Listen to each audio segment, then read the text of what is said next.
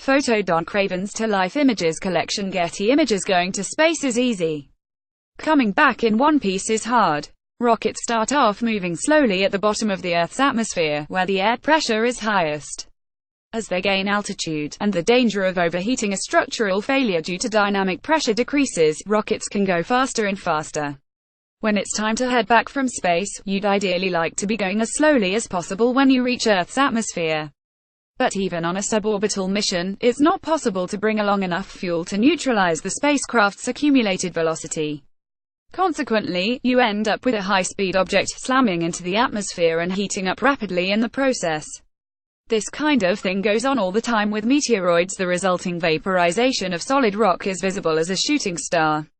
The re-entry problem was the bête noire of the early space age, well enough known to the general public that comedian Bob Newhart used it as the punchline to a popular 1961 comedy routine.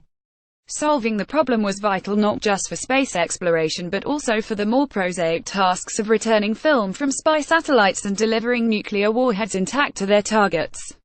In the picture above, a scientist looks on as a pointed nose cone is heated to mimic re-entry conditions.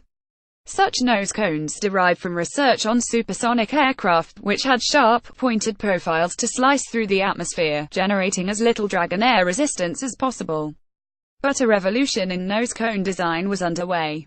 In April 1958, Harry Julian Allen and Alfred J. Eggers Jr. publicly published a groundbreaking report, Blunt Body Re-entry Vehicles. The report described recently declassified research that Allen and Eggers had been conducting since 1951. Their work showed that, surprisingly, a vehicle that offered a lot of drag was best for re-entry. The rounded nose cones of blunt-body rockets produced a shock wave of compressed air ahead of the vehicle, which radiated away most of the heat caused by re-entry. Ablative coatings, which carry away heat as they slowly disintegrate, took care of much of the rest.